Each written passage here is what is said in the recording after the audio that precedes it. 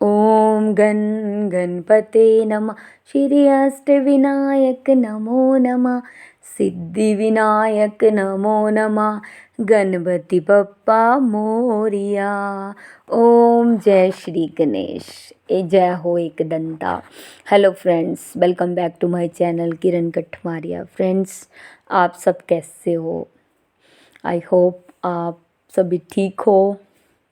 आज हम बात करेंगे फ्रेंड्स गणेश चतुर्थी, जो आज है। गणेश जी का व्रत है आज। ये व्रत हमने सुना है कि संतान के लिए रखा जाता है फ्रेंड्स। बेटा हो या बेटी, अपने बच्चों के लिए। जैसे करवा चौथ रखते हैं हम पति के लिए, और ये व्रत आता है बच्चों के लिए फ्रेंड्स। तो जो भी हम वुमेन हैं मैरिड, तो हम लोग ये व्रत करते हैं। तो हम देखते हैं, आज सुनते हैं, समझते हैं क्यों करते हैं इसको और कैसे करना चाहिए। Let's start. श्री गणेश का जन्म भद्रपाद्र शुक्ल पक्ष की चतुर्थी के दिन हुआ था फ्रेंड्स। इसलिए इनके जन्म दिवस को व्रत श्री गणेश जनोत्सव के रूप में भी मनाया जाता है। जिस वर्ष में ये व्रत रविवार और मंगलवार के दिन आता है, उस वर्ष में इस व्रत को महाचतुर्थी व्रत कहा जाता है।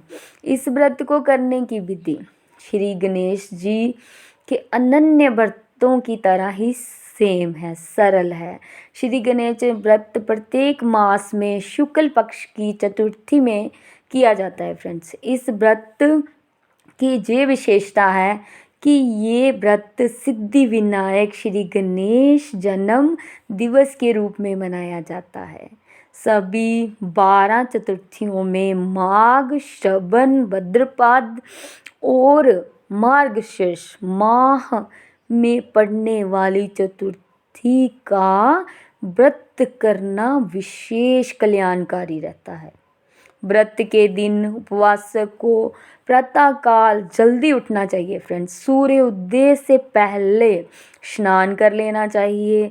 अन्य नित्य कर्म कर सारे घर को गंगा जल से शुद्ध कर लेना चाहिए। स्नान करने के लिए भी अगर घर में सफ़ेद तिल हों, ऐसे हम आज भुग्गा बनाते हैं तो सफ़ेद तिल हमारे घर में होती है, तो वो डाल के पानी में हमें जल से स्नान करना चाहिए, तो अति शुभ रहता है। श्री गणेश की पूजा करने के बाद दोपहर में श्री गणेश बीज मंत्र ओम गण गणपते नमः, श्री अष्टविनायक नमो नमः, ये मंत्र का जाप करना चाहिए।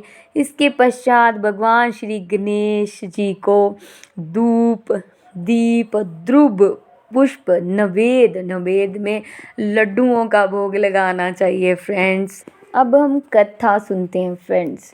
श्री गणेश चतुर्थी व्रत को लेकर बहुत सारी पुरानी कथा हैं।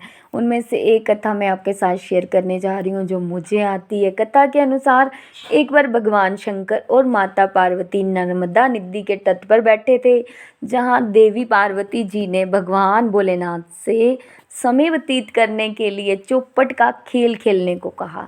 शंकर भगवान जी मान गए, बोलते चलो खेलते हैं, पर इसमें हार जीत का फैसला कौन करेगा पार्वती जी? अगर कोई हो तीसरा तो वो हमारे खेल का निरीक्षण करेगा। तो माता पार्वती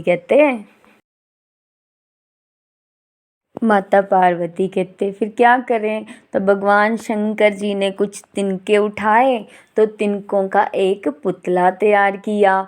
पुतला तैयार करके उसमें प्राण प्रतिष्ठा की, प्राण डाल दिए। तो उस पुतले को कहा हम चौपट का खेल खेलने जा रहे हैं, इसमें तुम्हें ये देखना है कि कौन जीता कौन हारा।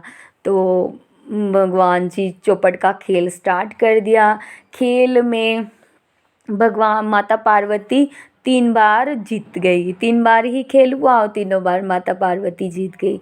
जैसे ही पुतले से पूछा कि बेटा खेल में कौन जीता, तो पुतले ने कहा कि शंकर भगवान जी जीत गए। तो माता पार्वती बड़ी क्रोधित हो गई कि बोलेंगे तीनों बार मैं जीती तो इसने झूठ बोला। तो उन्होंने उन्होंने क्रोध में आकर बालक को लंगड़ा होने का श्राप दे दिया, कीचड़ में पड़े रहने का श्राप दे दिया। बालक ने माता से माफ़ी मांगी और कहा, मुझसे अज्ञानतावश माता ऐसा हुआ, मैंने किसी द्वेष में ऐसा नहीं किया। बालक ने क्षमा मांगने पर माता पार्वती ने कहा कि जहाँ गणेश पूजन के लिए नाग कन्याएं आएंगी, उनके कहे अनुसार गणेश व्रत करो, ऐसा करने से तुम मुझे प्राप्त करोगे। ये कहकर माता पार्वती भगवान शिव के साथ कैलाश पर्वत पर चली गई। ठीक 1 वर्ष के बाद उस स्थान पर नाग कन्याएं आई। उन्होंने श्री गणेश की व्रत की विधि बताई, जिसको सुनकर उस बालक ने 21 दिन लगातार गणेश जी का व्रत किया। उसकी श्रद्धा देखकर श्री गणेश भगवान जी प्रसन्न हो गए। बालक को मन वांछित फल मांगने को कहा। बालक ने कहा कि विनायक, मुझ पर इतनी शक्ति दी कीजिए कि मैं अपने पैरों से चलकर अपने माता पिता के साथ कैलाश पर्वत पर पहुंच सकूं और वो ये देखकर प्रसन्न हो। बालक को ये वरदान दे। श्री गणेश जी अंतर्ध्यान हो गए। बालक इसके बाद अपने कैलाश पर्वत पर पहुंचने की कथा उन्होंने भगवान शिव को सुनाई। शिव भगवान ये देखकर बड़े प्रसन्न हुए। उन्होंने कहा, मैं भी ये व्रत करूँगा, जिससे माता पार्वती जो मुझसे रूठी हुई हैं उनको मैं मना सकूं। भगवान शंकर ने भी बालक के बताए अनुसार गणेश जी का 21 दिन तक व्रत किया। इसके प्रभाव से माता के मन में भगवान शंकर भोलेनाथ के लिए नाराज़गी थी, वह समाप्त हो गई। ये व्रत विधि के साथ शंकर भगवान ने माता पार्वती को बताई। ये सुनकर माता पार्वती के मन में भी अपने पुत्र कार्तिकेय से मिलने की इच्छा जागृत हुई। माता ने भी इस व्रत को 21 दिन तक किया और ध्रुव पुष्प और लड्डुओं से श्री गणेश जी का पूजन किया।